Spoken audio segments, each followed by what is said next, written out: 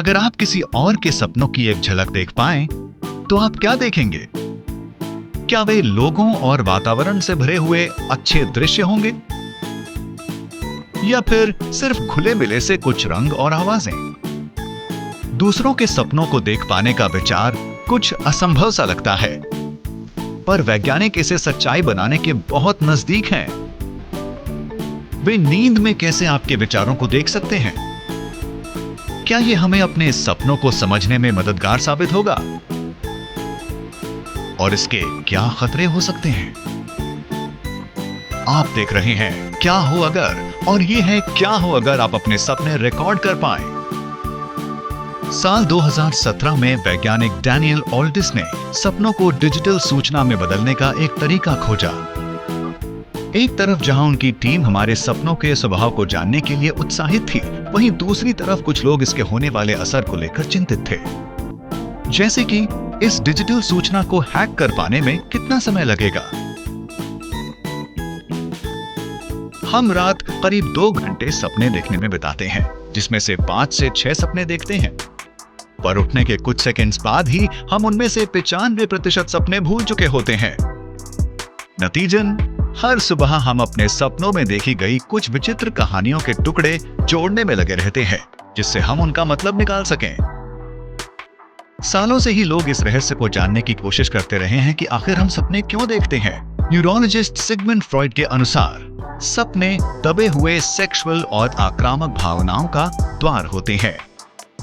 Psychiatrist Karl Jung ने सपनों को एक शुद्ध परिभाषा की तरह देखा है, जो कि हमारी उन समस्याओं को सुलझाने में मदद करती है जो कि हमें तब होती हैं जब हम जागे होते हैं।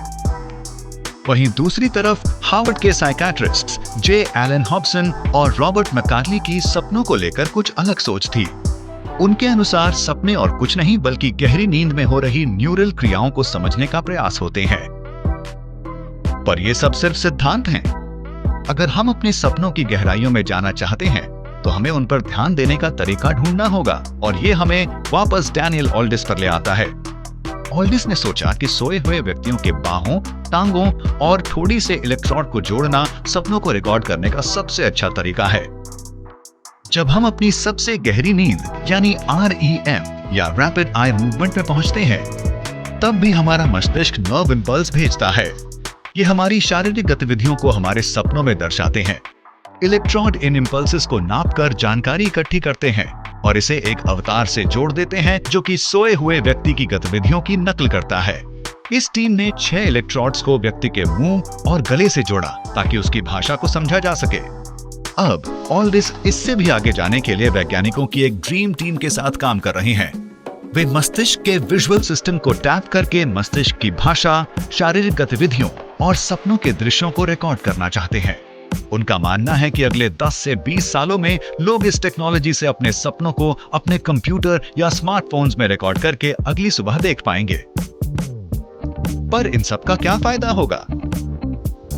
हम अपने सपनों को देख तो पाएंगे, पर क्या ये हमें अपने आप को समझने में मदद करेगा? हम अपने सपनों का गलत मतलब भी तो निकाल सकते हैं, और इन गलत मतलबों को जीवन का आधार भी बना सकते हैं। और अपने सपनों को डिजिटाइज करना बहुत खतरनाक साबित हो सकता है। क्या होगा अगर किसी ने हमारी इस डिजिटल सूचना को हैक करने का तरीका ढूंढ लिया? वे हमारे विचारों में शामिल होकर हमारे लिए गए फैसलों को प्रभावित कर सकते हैं, या हमें हमारे किसी शर्मनाक विचार को लीक करके ब्लैकमेल भी कर सकते हैं।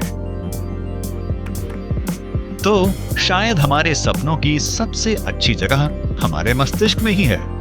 हमारे लिए ये पता लगाना ज्यादा सही रहेगा कि हम अपने सपनों को काबू में कैसे करें, बजाय इसके कि हम उन्हें रिकॉर्ड कैसे करें। पर ये दूसरे क्या हो अगर का विषय है।